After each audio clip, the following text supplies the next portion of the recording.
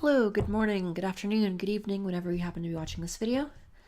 Alright, so this is going to be a bit unorthodox or a bit different from my usual videos in that this is going to be focused on something that a lot of you have been asking me about, but is a bit outside the scope of any particular course that I teach at the UT Tyler Houston Engineering Center. Now, as you may be aware, we've been having these mentoring sessions with all of our students, covering a variety of things, including advising, potential graduate school, student organizations, many different things regarding student life, future career plans, life, the universe, and everything, etc., etc. Well, one thing a lot of you have been asking me is, Miss Larson, how do we find a job? I'm looking for a job, I'm looking for an internship, I'm looking for a full-time position. How do I actually mechanically go about finding a job? How can this be done? And so I thought I would, here during spring break, because I have no life, I thought I would put together a short video on how, or a short video with some tips and tricks about how you might go finding a job. So let's discuss this here. Maybe we can call this, we could call it Larson's Guide to Finding Jobs, or I could just describe it as methods to find positions.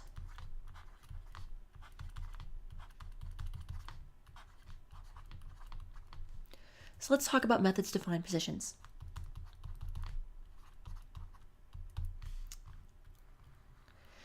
First, I'm going to list the most useful one, and this is personal context. Personal contacts. Personal contacts. This is going to be bar none, the most useful one that you'll ever see. Personal contacts. So, if you currently work in engineering, if you know somebody who works in engineering, if your family works in engineering, if your brother, your mother, your dad, your cousin, your great aunt Susan, if anybody works in engineering, you need to, or in engineering, fabrication, construction, in any technical field whatsoever, you need to be working all of these contacts. You need to be talking with people and figure out who is hiring, who's looking for interns, where you can get a position at, all that good stuff. Bar none, this is going to be the single most effective way you will ever have of finding a job. Your personal contracts, your career network, this is what's going to find you the most jobs in your engineering career. Now, and you probably already have seen this. You've probably read about this before. If you've even been looking for a job for a while, you probably read about this concept or heard it discussed, etc. But the problem with this, of course, is that you may not have these personal contacts. Again, the problem, not everyone has these, or has many of them.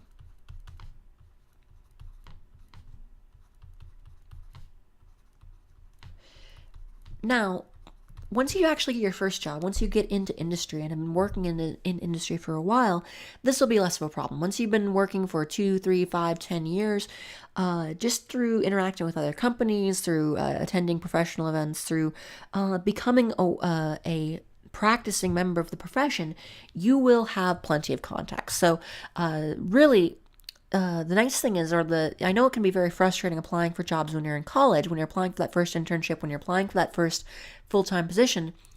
The lack of professional contacts is a major barrier. But once you're past that first hurdle, the nice thing is the first job is always the hardest. So it's a plus and a minus. On the plus side, on the minus side, the first job is the hardest. On the plus side, the first job is the hardest. Once you get the first job, assuming you do a good job, assuming you don't get fired for incompetence or something really screwy like that, assuming you don't just spend all day on Facebook or something, you will have a solid track record. You'll have a good reference. You'll have a whole bunch of professional references and professional contacts, and it becomes a lot easier to find a job once you get that first one right out of college. So your first bet should always be the personal and professional contacts, but again, not everyone has those. I was a first-generation engineer. No one in my family has ever worked in engineering or construction or fabrication or really anything of the sort. My family, if you look at my family history, there's a lot of educators in my family, there's a lot of farmers in my family, but there's not a lot of really people involved with engineering. I'm really the first person to ever go into any kind of, or first person in my family to get any kind of engineering degree whatsoever. Now, And that's true. Now, some of our students do have, experience in construction and engineering. We have, some students who are, 35 years old and have been working as a drafter for 10 years or designer for 10 years, and they have tons of professional contacts or some of them who are really already doing a lot of engineering duties, and the only reason they're in school is for a piece of paper that says they're an engineer. Well, if that's your case, then you don't really need to worry about this, what I'm going to tell you further, because you already know lots of engineering companies and you already have those professional contacts. But not everybody has those. For example, myself, when I was applying for the first jobs in college, I didn't have any of those contacts. I was a first generation engineering student, so I know very full well how difficult that can be. And so let alone so I was a first generation engineer, and let alone that, I know a lot of our students who are not even first generation engineers. They may even be the first person in their family to graduate from college. Heck, I know a few students who I've talked to during these mentoring sessions that they are the first person in their family to even graduate from high school, let alone have an engineering degree or any college degree whatsoever. So you may not have this large professional network, and so we need to find other strategies to get you a position. Okay, so the first place, if you don't have a lot of these, the next place people often turn is the big job sites. The big job sites, the big job boards, these are your Monster, Indeed, etc. Okay, so let's talk a bit about this before I move on to some other things. Let's keep that. Let's talk about something like that. So let us talk about Indeed.com. Let's go to Indeed.com here. So Indeed.com. Well, what do we got? So this is a major job board that gets millions of people coming here looking for all sorts of jobs in every field imaginable. And let's say I search engineer because I'm uncreative and can't search for a subfield. Well, you can find good job postings here. There are definitely plenty of people hiring on here. The problem is it's a major national company, a major national job board, and everybody and their brother has heard of Indeed.com. Another issue is how the mechanics of this site work. So let's talk a bit about how the major job boards function. So let's talk about how these things actually work. Who pays the bills at a major job board?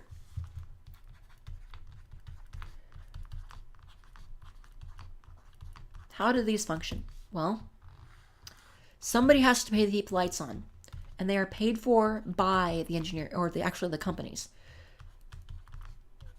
They are paid for by companies posting listings.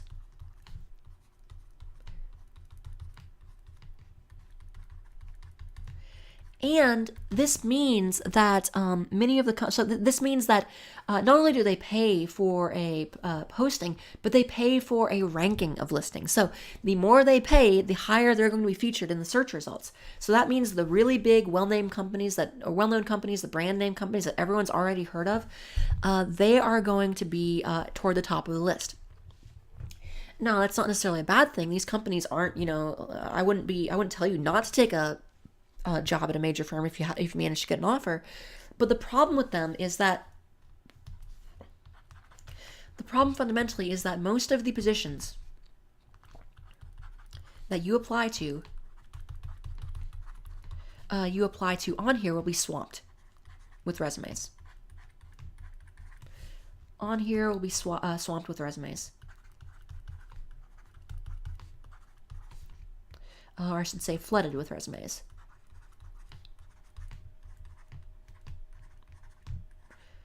So think of that. If you are a major company, if you are a Shell, if you're a Chevron, if you're a KBR, Halliburton, a Schlumberger, any of those really big household names that everybody and their cousin and their brother and their bookie and everybody else have heard of, bookie, hopefully you don't have a bookie, but anyway, if they're one of those major companies that everyone has heard of, they're going to be flooded with resumes. Every time any one of those companies post a position, now however minor, they can't post a secretary position or a landscaper position without getting hundreds of resumes, because everybody has heard of them before, as everyone knows who they are. And so they're going to get thousands of resumes for even the most minor entry-level position, even for an internship, etc. And the problem with that is it comes down to process. How do you filter out? How do you filter 1,000 resumes or 10,000 resumes? How do you mechanically do that? You ever thought about that? If I gave you a stack of 1,000 resumes and said, select the top candidate, how would you even begin such a task?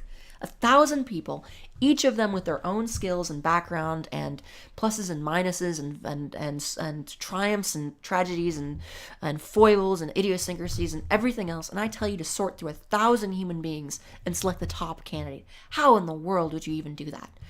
Well, what you'll tend to find is that they rely heavily on automation.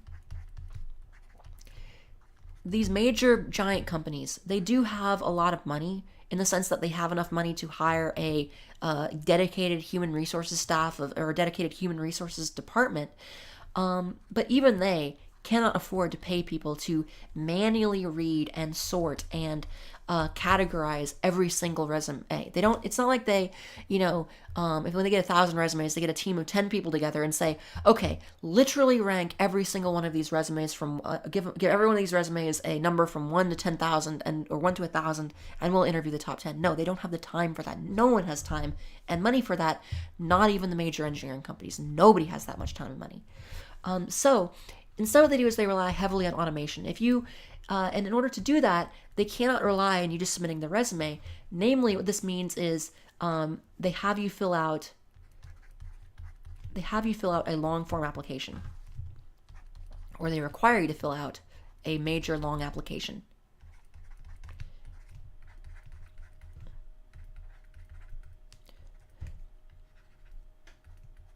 A long form application. So if you apply to one of these major companies, you will find they do not let you simply submit a resume. Resumes are built to be read by humans. They're built to very directly and efficiently convey a short version of your career and aspirations and skills and qualifications. But even though some automated tools do exist to read resumes, they are still not very effective in the sense that, yes, they can, if you ever tried to use one of those, I have before, if you ever tried to use one of those, one of the auto application generators where the computer tries to read your resume and do some text recognition and try to translate that into a filled out application. It sometimes works, but usually it doesn't, and you have to fix everything the computer screws up. So really what they tend to ask you to do is they have you fill out this really crazy long form application that takes 3 or 4 hours for you to complete, and you put in, basically you repeat 3 or 4 times everything you've already completed on your resume.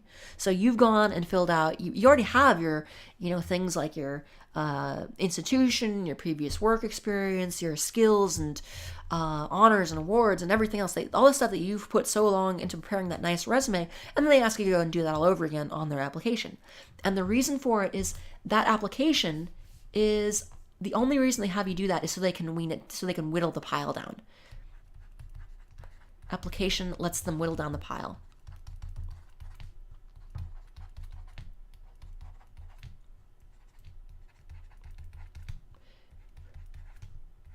If they were operating purely off of resumes, they would have to have someone read every single resume. But once you go to one of those long form applications, they can whittle things out with a simple computer search. So they can say, you know what, let's just go and we got to trim this pile down. We don't have time to read through 1,000 resumes. So let's go, and since we had you since we had all the applicants put in a listing of their GPA into the computer database, we're just going to delete all the resumes or delete all the applications from anyone who got under a 3.0. So let's try that. Delete everybody who has a 3.0. Oh, there's still, because maybe that eliminates half the resumes. So, okay, so let's whittle it down to anyone who got under a 3.25 or a 3.4. And so we'll pull all those out. And so that gives us 200 resumes or 250 resumes. So, okay, well, we need some other way to whittle down the pile. So we could whittle by requiring a graduate degree, or we could whittle by work experience. But let's say we don't really care about that. So Well, let's just say, hey, here's a good way to do it. Here's a quote unquote objective way to do it. Let us cross list our data. And this is something that would really hurt students at our institutions because, UT Tyler is a fine institution, but it's definitely not as well known. It's a smaller institution, etc. They might just say, hey, let's cross list this our application database with the U.S. News and World Report listing of the top 20 rated public engineering institutions, and anybody who has a resume from who's not anyone who is submitting an application who doesn't have a bachelor's degree from one of those institutions, we're just going to remove from the pile. And now we can and now we have 50 people on the application list, and we can whittle it down further. And they'll maybe at that point, when it's down to 50 resumes or so, they will have humans actually take a look at it, and then maybe the HR people whittle those 50 down to from whatever criteria they wish, from 50 down to 10, and then those 10 get presented to the hiring manager. They bring those 10 in for interviews, and then end up hiring one or maybe even two. So that is the process. That is how you actually select 1 out of 1,000. It's all based off of trimming down and looking for criteria that you can sort of remove the pile. And unfortunately, one of the things that you'll find, it's unfair, but it's just kind of the way of the world, that often they sometimes, I've never worked in a one of these HR offices, but you have to imagine that frequently they are going to rely on rankings of programs. And the UT Tyler is a very fine program. I have no problems with the UT Tyler program, but in terms of national rankings, it is what it is. We're not as a large an institution. We haven't been around as long as some of the big name programs like A&M and UT Austin, etc. So, of course, the major programs will end up with a higher ranking on most rankings lists or most ranking lists. So you can get a very good education at UT Tyler, but you're not going to have, the degree doesn't come with the same level of prestige and notoriety as, say, like a UT Austin or A&M or even MIT or Caltech or anything like that. So you need to keep that in mind. And if an employer is absolutely swamped with resumes, one of the easiest things they can do is simply to weed out by institution. So we want to try to find a way to get around that process. So what other options do we have?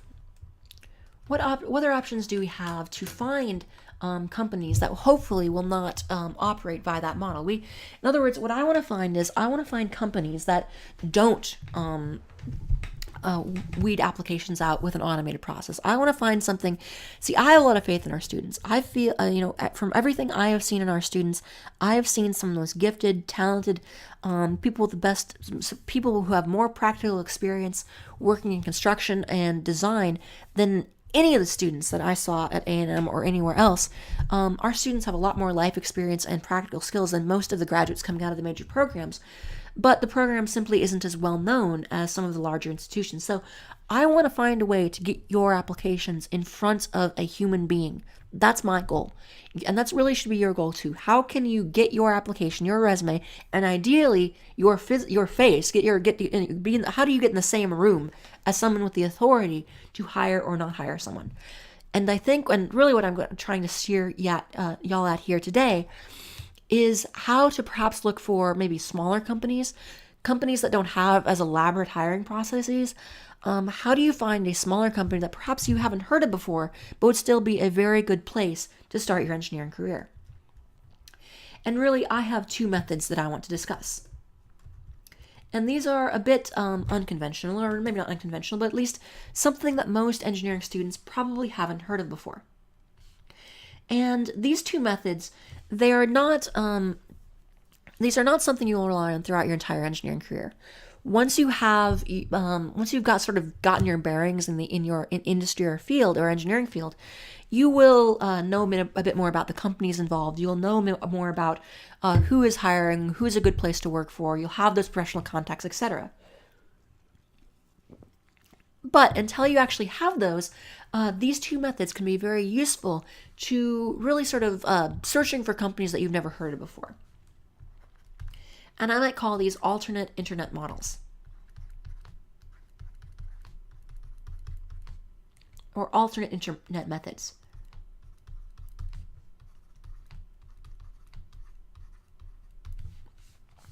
And I mentioned Monster, Indeed, etc. Those other big job boards.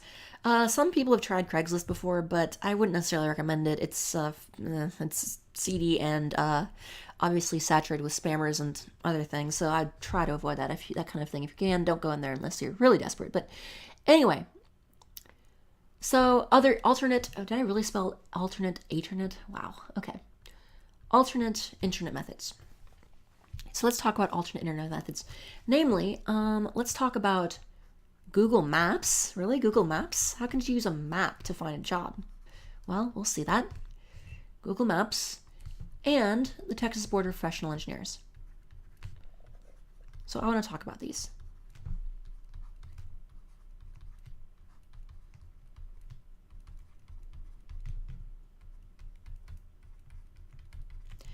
And the Texas Board of Professional Engineers.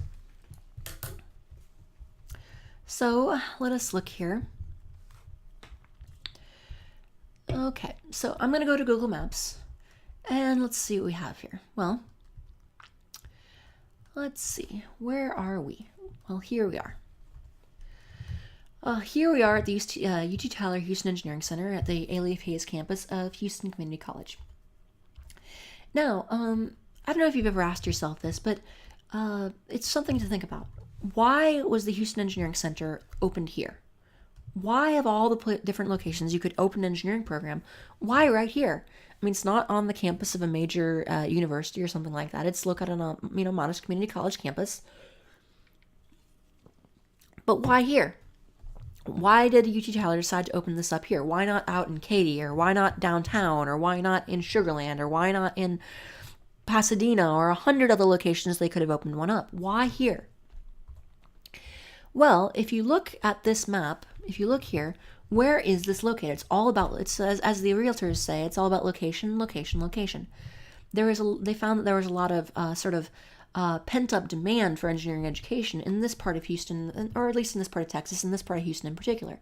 So in this location around here, you may not realize it, but at where you sit in class, when you're physically sitting in a classroom at the Houston Engineering Center, you are surrounded by engineering jobs. There are the campus itself is located in the West Chase neighborhood of Houston. This is the West Chase area here, but around here are many, many, many other engineering jobs. There are other neighborhoods with lots of engineering jobs. There's obviously there may be some downtown, but there's the two big areas are West Chase and the engineering corridor up in here and up along the Katy Freeway up here and Park Row, etc. The energy corridor. So essentially, you may not realize it, but within just a few miles of where you are taking classes, there are thousands upon thousands, tens of thousands of high-paying engineering jobs just sort of ripe for the taking, or not ripe for the taking, but there's lots of people working in the technical fields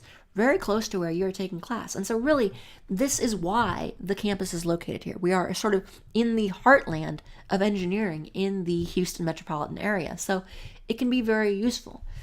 So with that in mind, if you do not know, now again, if you already know the lay of the land, if you already know all the big players in your industry and you want to stay in that industry, I would not recommend this as a way to really find a job. But if you don't know anything, if you're just hopefully you know some things, you know your classwork and your coursework and you have life skills, etc., but if you don't know anything about a particular industry, if you're just kind of wandering around in the dark, this can actually be a fairly interesting way or potentially useful way for some folks to find a position. So I could search, just say, I don't know, civil engineering. I pick a keyword, and then I just search on the map and see what I find. And look at that. Just 20 results for civil engineering, just searching here. And if I zoom in, I can get different results. And notice the list changes as I go along. As I move the map around and search in different locations, different results will pop up. And as I zoom in, I can get more, etc., etc. So that's if I search. Just civil engineering. So, and most of these are going to be companies that you've probably never heard of. So, TSC Engineering, for example. I don't know much about them in particular, but let's find out. Let's see what they do. tscengineering.com. Let's find out. TSC Engineering. Projects and services. They do transportation, municipal, industrial, and development. It's a civil engineering company, and we could go through their website and find more information out. Now, again, please don't bombard I'm going to go to the website of a couple of different employers today, really just chosen at random on the spot. So please don't spam these companies with applications. I'm not telling you to apply to these companies. I'm just doing this as a brief example. So what happens if we go to careers? Okay, so they don't have any particular listings posted, but they do have a employment search. So you know what? Just because there's no postings listed doesn't mean they're not hiring anyone. But look here, contact us. What happens here? Ah, look at this. Look at this here. So what I have is a very simple form. All I'm going to do is type a note up and send it to them. This is really useful. See, notice if I want to apply for a job here, I don't actually have to go through a really long form application. All I have to do is go and put a short email together, maybe attach a copy of my resume, put a cover letter on it, and send it. I don't have to go through a 3-hour long application process. It's quick, it's direct. This is basically where this thing is going. This is probably going to administrative assistant's email address or hiring manager's email address or somebody like that, or a manager's email address. This is going directly to a human being, most likely. So these smaller or moderately sized firms, they're not getting bombarded with thousands of resumes. They can afford to just have a application process that consists of just directly sending an email to someone, and that's really what we want to find. So that can be very useful. So I could go through, and this isn't unique to civil engineering. I could search for many different potential keywords. I could look for civil engineering, mechanical engineering, facilities engineering, fabrication, manufacturing, construction. Think through keywords that apply to the industries and careers that you want to be involved in, and you can search through Google Maps to find potential firms they're in. So if I again were to summarize this method, I might say this. So I might say the Google Maps method. The Google Maps method.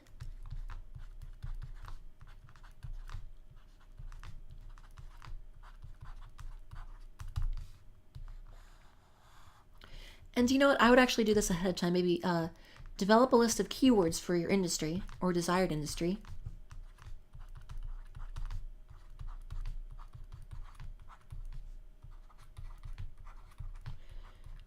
For your desired industry.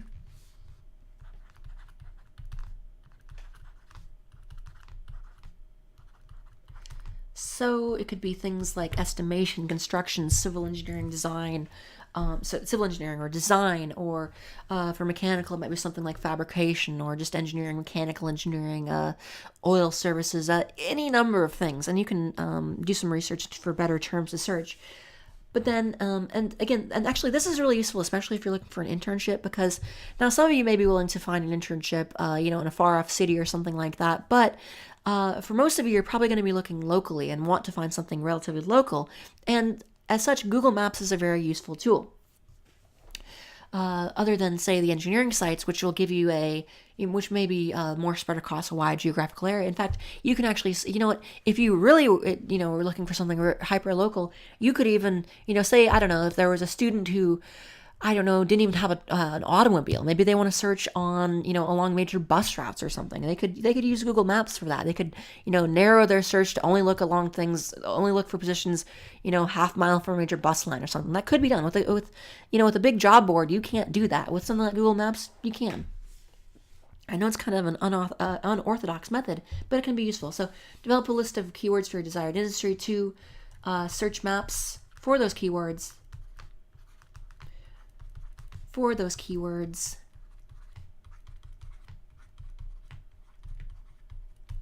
And 3, go to company websites.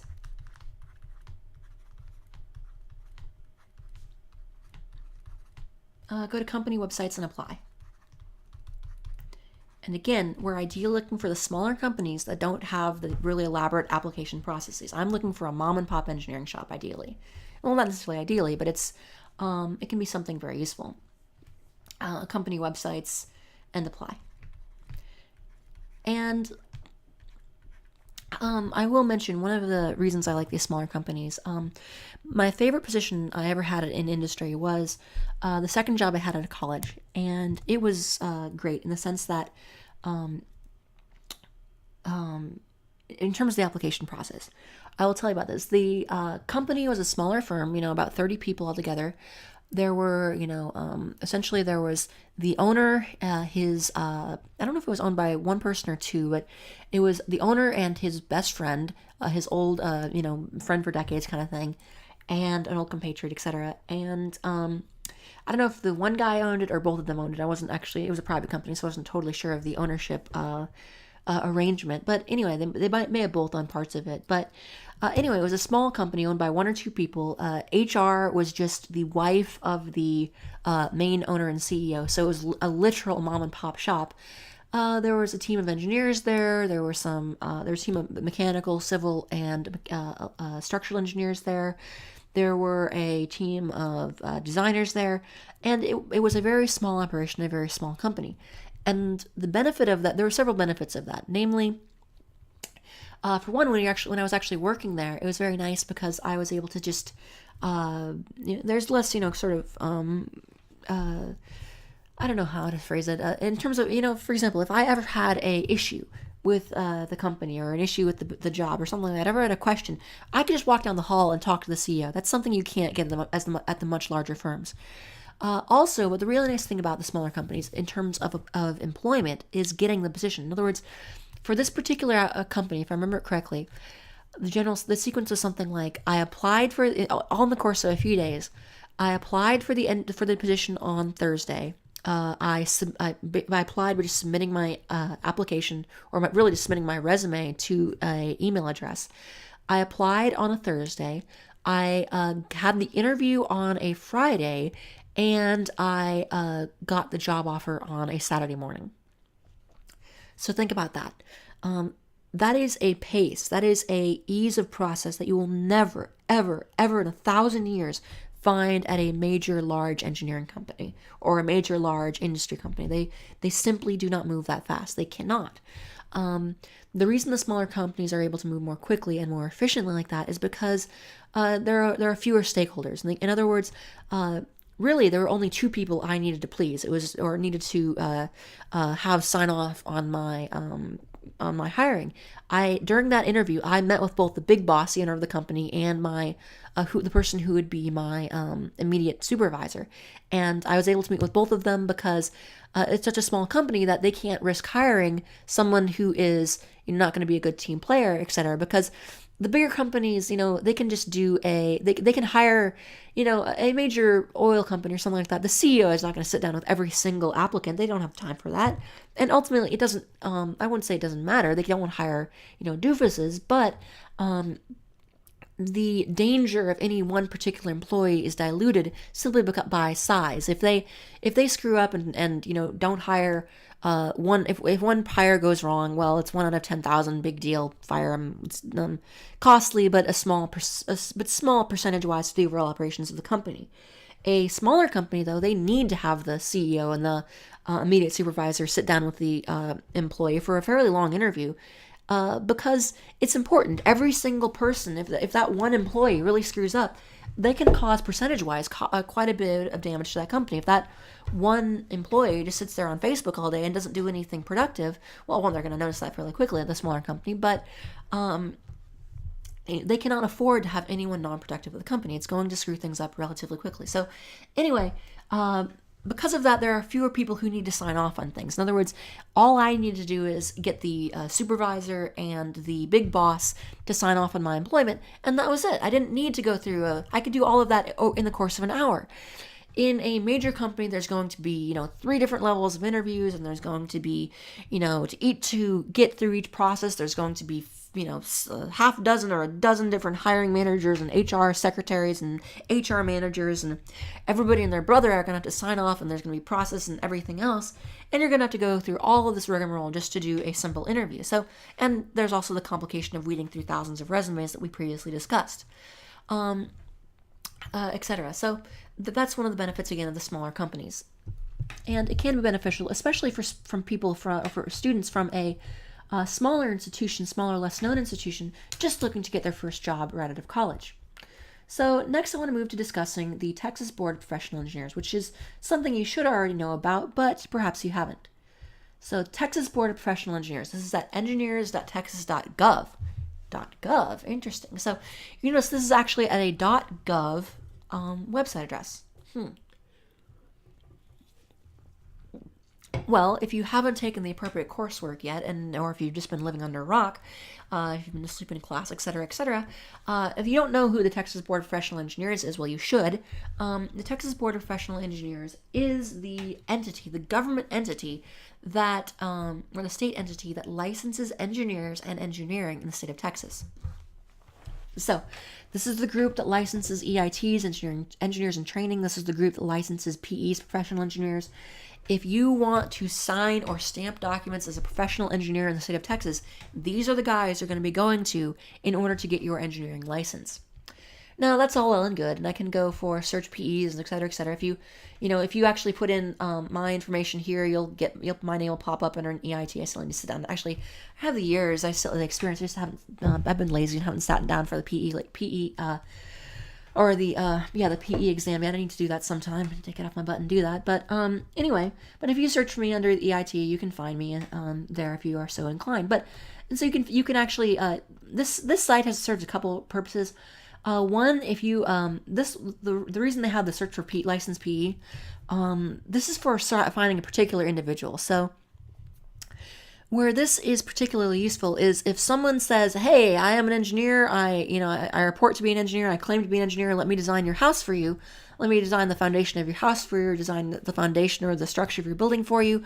Well, you know what? Before you take them on face value, most people in this world are honest and kind and good people and et cetera, but it doesn't take that long to trust but verify. So before I send somebody a great deal of money, I'm probably going to check that to verify their claim. So if I want to check to make sure that someone actually is a PE, a professional engineer, I can come here, I can search their name and maybe even their city, and I can find their records and affirmatively prove that they are indeed a currently licensed and active engineer. Now, that's all well and good.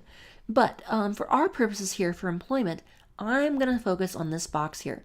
Search for registered firm. So you can do this for any city in Texas, but since we're in Houston, I'm going to search Houston. Now look at that. This is a list of every single engineering company that is currently licensed in the city of Houston. Now, some of these are going to be your major companies the kind of company that would post on Indeed or on their own website or Monster or wherever. Like KBR, I wouldn't try to find them on here. That would be kind of a waste. Everyone already knows who they are. But some of these smaller companies, look here. There are going to be a lot of companies on here that you have never heard of before. Now, the downside of this is, this is pluses and minuses. The pluses are, you can use this to find a lot of smaller companies that you've never heard of before. The downside is it's not really sorted at all, in the sense that, the nice thing about the Google Maps method is that you can actually sort of search by keywords and sub-industry and things like that. This is just everybody who's listed as an engineer. So every firm who does any kind of engineering, you'll find them listed here. So this is definitely more of a needle in the haystack type of approach, but it can be useful in certain cases, just if you are just looking for places to apply, especially for the smaller companies that you've never heard of before. So, for example, that looks like an interesting name, Acapella Engineering Services, LLC. So, if you are affiliated or work for Acapella, I am sorry. I'm not sorry you work there. I'm sorry that I don't know much about your firm. That's not an insult to you. I just don't happen to know much about your company. So, Acapella Engineering Services Incorporated. Well, here's a couple of. Well, ideally I'd like to find a company with a website I can go to really get a feel for what they're doing. So maybe that one isn't particularly useful. So let's say Geomechanics Research PLLC. Let's see what they have. Let's see what they do. Geomechanic, that's going to be a geomechanical engineering department, so let's not go there. So, you know what, you might have to go through 3 or 4 before you find something that's actually somebody that would be hiring. But, that's okay. These don't take that long. HR Wallingford Incorporated. What do they do? There we go. At least for my civil engineering students, there we go. Let's look at this. Hey, what do you know? A nice company. This looks like a very legitimate firm. This is somebody who would hire people. Great. Good on us. We're good to go. So careers. There we have it. River Thames. Maybe this is not... Well, I guess maybe they do some... Maybe this company does do some... so basically what I found here, again, this can be kind of hit or miss. So let's go to the Americas. Let's see what they have here. I guess... Oh, what do you know? They do actually have some presence in Houston. So if I was going to look for an internship with this company, I would just contact that guy, Mr. Powers here. So I don't know if that's I don't know if they're directly hiring. I don't know if they actually have an office presence here in Houston. They may only have someone in Houston for the sake of in case they want to do in case they want to be licensed to perform work in the Americas or Texas. But anyway, etc. Now, let's say I want to keep searching until I find somebody that's kind of the smaller local companies that I'm really kind of aiming for here. So it's definitely hit or miss as that's the same one. So as you can see, this is kind of hit or miss. This is not the most efficient way, but again, it doesn't take that much time to search through these. You can even work together with some students and go through all the list. Look at this. Integrative Management Service Incorporated. What do they do? So welcome. Let's see what they do. Services. Building engineering, civil land development, emergency management. Okay, this is the kind of company that you might want to apply to. And again, please do not take these particular companies that I've searched as. Do not take these particular companies as somewhere you have to send a resume. Please do not swamp these companies with resumes. In fact, maybe I don't want to say ignore these companies either, but please don't ever just go and apply to these companies. These are just some examples I have found through brief searches, completely at random. So if you were actually using, say, the Texas Board of Professional Engineers list to search, you would want to go do a more thorough search, maybe create a spreadsheet, etc., and do some search records management. So, but look here. Again, notice the same pattern. If I want to apply here, I don't have to go through a very long, 3-hour-long application. I just send my resume to djones@imsengineers.com. Look at that. It's just that simple. I put a nice resume together. I put a polite cover letter together. I send it in, and my resume is going to, or to D. Cannon or M. Dilworth or any of the people listed here, and I just submit it, and that's it. It goes directly to a human being. Some human being is going to read that resume directly, and you are already perhaps further along than you would be applying to one of the major big name companies that everyone and their brother has heard of before. So let's discuss that here. Let's summarize this. The Texas Board of Professional Engineers method. Texas Board of Professional Engineers.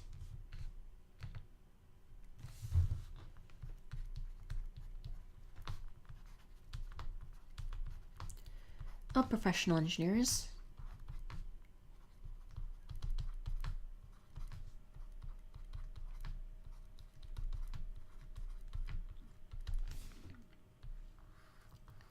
And I selected Houston, but really that would apply. You could search any city, really any city in Texas, any small town in Texas, whatever you want to do. Obviously, the bigger the city, the more registered engineering companies you'll find.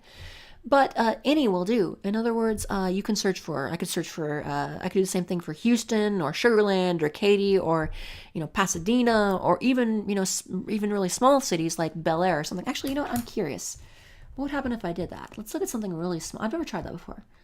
What would happen if I searched a really small city like Bel Air or something? Are there any actual registered? And there might be some mom and pop shops operating out of there. There might be. Let's find out. The city of Bel Air. Hey, what do you know?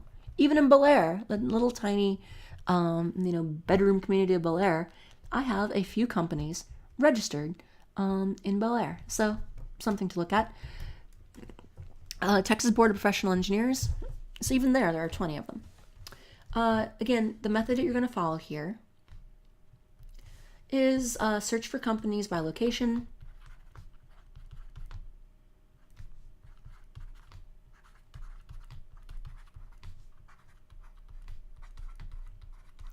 Or I should say by city. Go to websites or find websites through Google.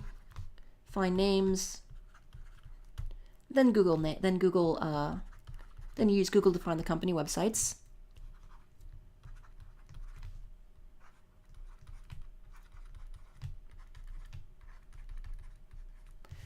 Company websites.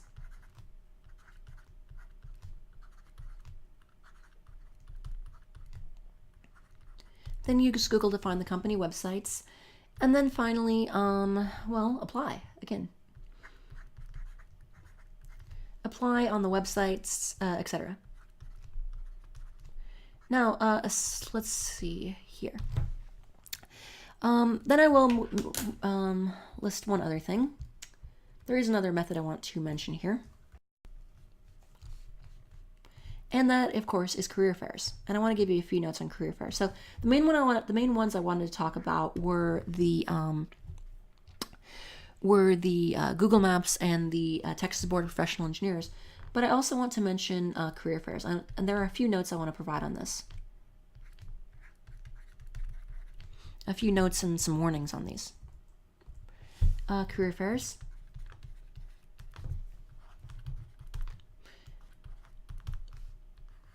Career fairs. Here. So, career fairs. What can we talk about here? Well, first of all, they can be useful. There are career fairs can be difficult to find. There can be career fairs are some run by professional organizations.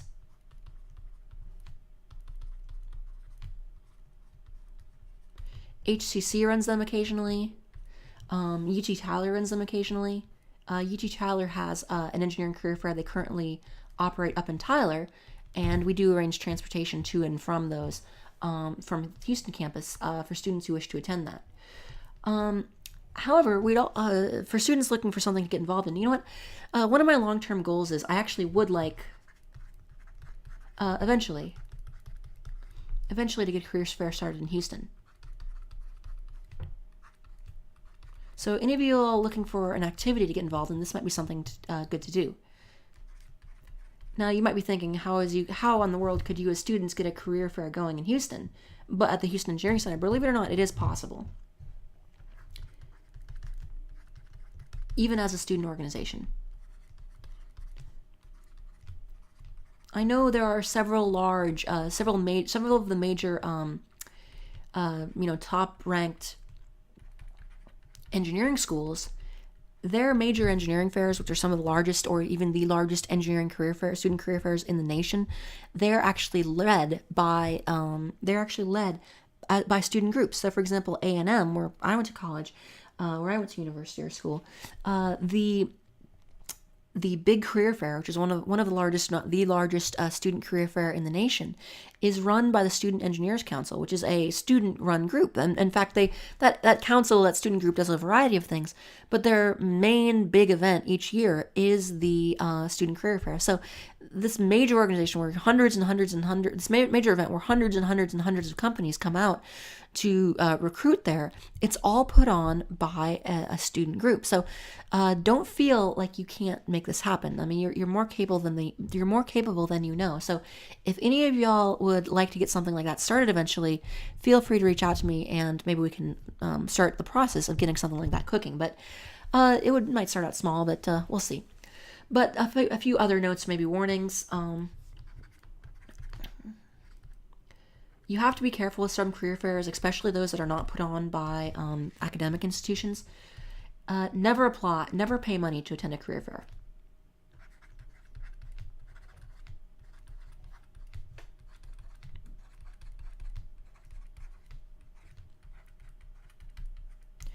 Sometimes you will see organizations or groups or just private companies or whatever putting on really shady career fairs, and I've seen a couple examples of these that always make me really sad when I see them. They'll put on and really just sort of preying on desperate people, which just really makes me really mad. But they'll put out an event, they'll advertise it heavily, and they will have a career fair where you actually have to pay money to attend. Never go to one of those. It's always a scam. Just never do that. Really never. Sorry, I was too mad to properly spell. Never pay money to attend a career fair. Some shady organizations will actually charge money to attend a career fair. Or charge a ticket to enter a career fair. Never go to such an organization or such an event. That's never a good idea. I don't know who in their right mind would charge students, poor broke students, a fee to attend this, but that should never be the case. Typically, how career fairs are paid for is career fairs are usually, and really all exhibitions in general, career fairs are typically paid for by the companies.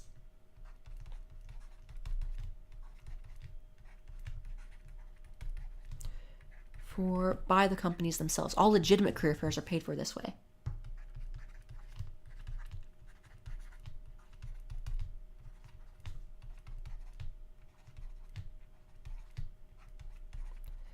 In other words, they will, if you're at any large institution, they'll have a career fair.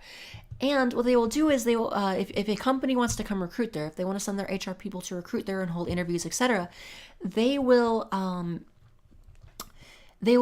charge that company a certain amount of money in order to set up a booth at the fair. And now it's not usually a huge amount of money. If it's not, $10 million or something absurd like that, it might be a couple $100 or something, or $1,000 or something like that for a really nice booth, or a few thousand for a huge booth or something. But it's not a giant amount of money. It's maybe like $100, $200, something like that. But it doesn't. The nice thing is for an organization, for most of these events, it doesn't really cost that much money to provide the space, etc. It doesn't cost them that many resources to, take a sporting arena or a event hall that at a time of day when it's not in high demand, and set up some booths and have a career fair. It doesn't cost the companies that much to set up a booth there. Although I may be wrong, I haven't been directly involved with one of these. So if anyone watching has been involved in planning one of these events, feel free to correct me in the comments below. Or in the comment section below. So again, you should never, ever, ever pay to attend a career fair. If you are paying to attend a career fair, you are attending a scam event. So the reason you would pay to attend a career fair is because you're almost attending a reverse career fair. So the way a career fair should work is that companies pay money to go there, and then applicants come in and they just walk in the doors, and then they can, so in other words, the company really wants to be there, and they are paying money to get access to this pool of applicants.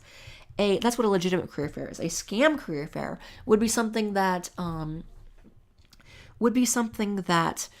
companies are paid to be there. So maybe they're going to charge a ticket price, maybe $100 or something like that, to, they find they put a bunch of ads out for, daytime television for people who are, who just lost their jobs and are desperate for work, and they'll go and, run ads on daytime TV for this career fair or something.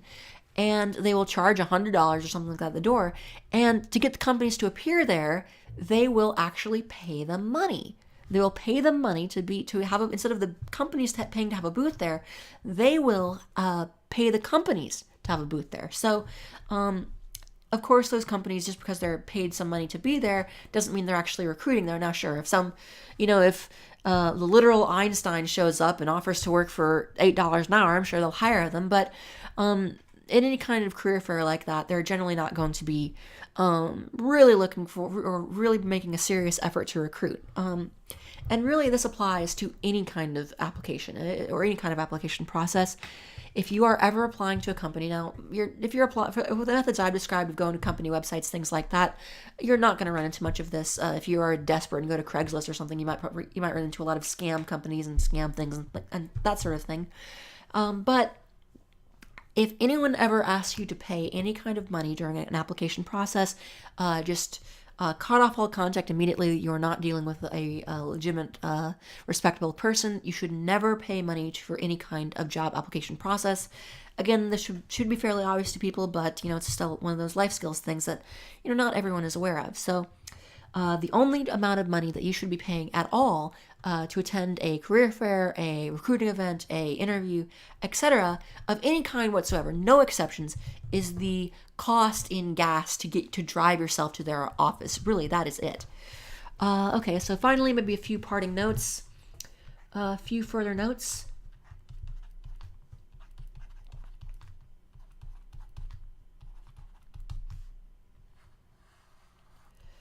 One, do not be afraid to apply.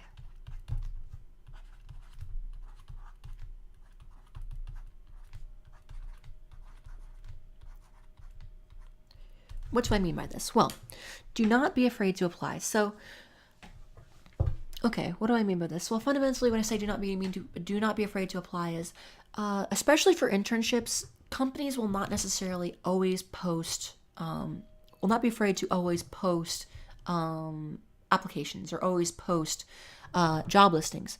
So they may be a small shop.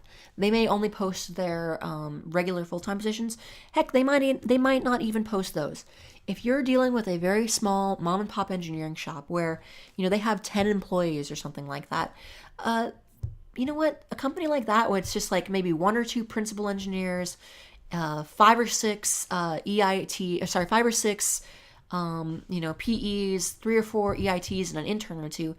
That company may have a low turnover rate, and they are such a small company that they don't actually ever even need to do formal recruiting. Their recruiting effort may just be simply, whoever the owner and the big boss happens to run into, and he has a buddy over here, and whoever they find out that their buddy over here is looking for a job, and they hire him, and that may be their only way of ever recruiting people. They may never post job openings whatsoever. So, something like that, a company like that, they may never post an internship. They may never post a full-time position. So don't be afraid. Don't be shy. This is not Soviet Russia. You will not be simply handed a job in this lifetime. So the only way any of you are ever going to, or really starting out, or once you're working anywhere through your career, the only way you'll not ever be handed a job. The only way you'll ever get one is if you go out and find one. So do not be shy. Do not be meek. Do not be afraid to just go and ask. The worst thing that happens is they say no. So again, the worst thing that can ever happen is they don't reply, or they say, sorry, we're currently all booked up right now. The worst thing that can ever happen is they say no. And especially if it's something where you're just sending a resume, you're not spending hours and hours putting the application together, it doesn't take too much effort. You don't want to spam and send the same resume unedited to hundreds of companies, but it doesn't take too much effort for you to do so. It takes, 20 minutes or something, or 10 minutes even, or 5 if you're really in a rush. But again, it's so, now you don't want to be prideful, you don't want to be boastful, you don't want to be arrogant, all that kind of thing, but don't be shy. Just because they don't have a listing for an internship does not mean they wouldn't be interested in having an intern. They might be a small enough company that, once in a while somebody applies, or maybe somebody's has a kid or a relative or somebody like that who's looking for an internship, and they just hire that person, et cetera, et cetera. Also, another thing, so again, further notes, and this is kind of a summary as well, the best places may be ones you've never heard of. Maybe those you've never heard of.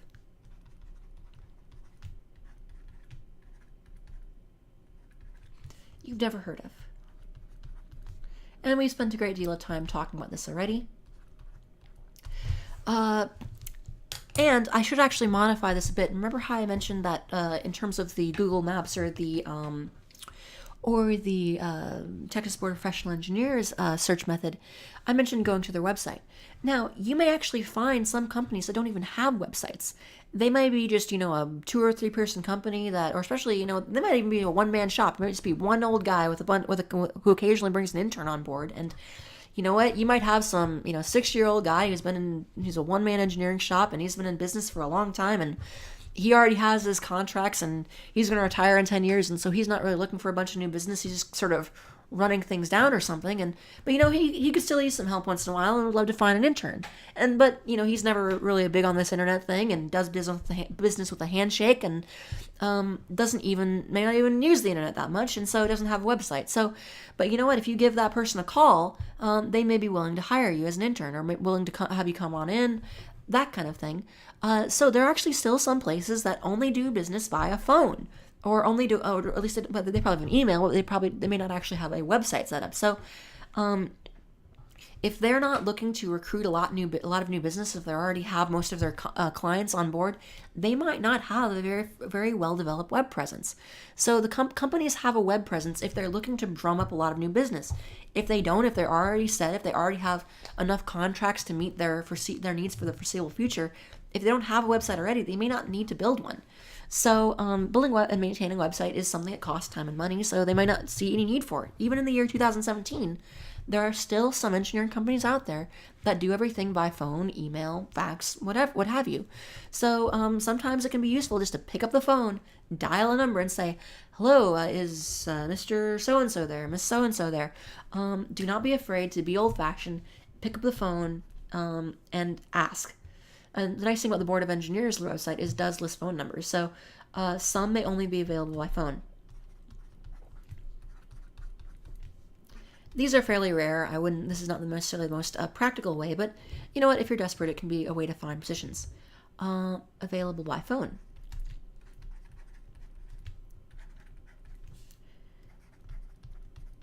And finally, I should again mention that, of course, always follow good engineering application and interview practice. Follow best practices.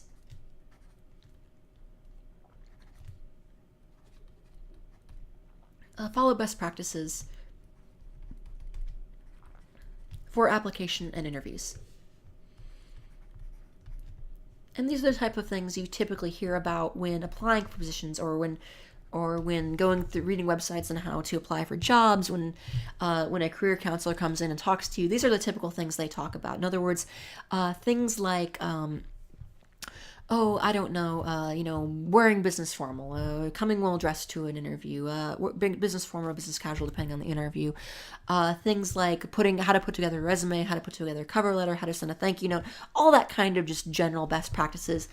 That's all very useful and all very needed, but it's not what I really want to focus on for this particular video. I feel those topics have really been talked to death, and I don't really feel like I can provide any unique insights there. So, again, I hope that was a brief introduction. Well, not really brief, nothing. I guess I can't create anything brief, but hopefully that hour-long video was a brief or was a useful introduction to some of the tools and methods for finding positions in engineering fields for both UT Tyler students and maybe even perhaps students in other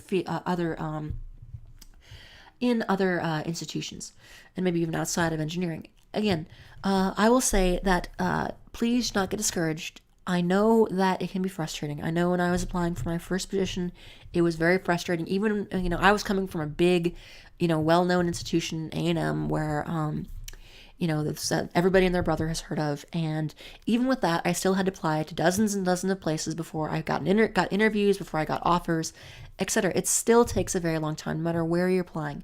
It's a simple reality that when you are applying for that first job, if you do not have a long track record in an industry, you're going to have to apply to, and you don't have a lot of connections, you don't have a lot of professional networks, etc. It's going to take you some time. It's going to be a numbers game, and for those of you who have been applying and have already gotten a little frustrated, I've already talked with several students during these mentoring sessions who are, coming in frustrating, saying, "Miss Larson, how can I do this? I've applied to a dozen places or 24 places, and I'm not getting any interviews." But please do not give up. Do not be disheartened. This is a numbers game. In the modern world, it's, if you can send off a dozen resumes in an afternoon, well, everybody else can too. So that's how companies end up with, 1,000 resumes on their desk for a entry-level position. So again, this is just kind of a discussion on the sort of mechanics of how application systems work, and some tips and tricks for perhaps looking for companies and positions that you may not have otherwise considered. So if you have any questions, feel free to contact me or come to my office hours, etc. Good luck. I know this is, I wish I could wave a magic wand and give all my students jobs right off the bat, but it's a tricky thing and it does take effort, but you know what? You'll get there. So if you have any questions, feel free to email me to larson@uttyler.edu. Again, this was definitely optimized for students in Houston at the UT Tyler Houston Engineering Center. If anyone from another institution or even another state is watching this, feel free to substitute things for your locations, specific organizations, etc. And so that will do it. As always, thank you, and I will see you after break. I was just decided to record this over spring break. Apparently, I have no life, but just a little something to create and hopefully help a few of our students out. If one or two of you get something useful out of it, it'll be worth it. So that'll do it. I will see you next time in class, and as always, thank you.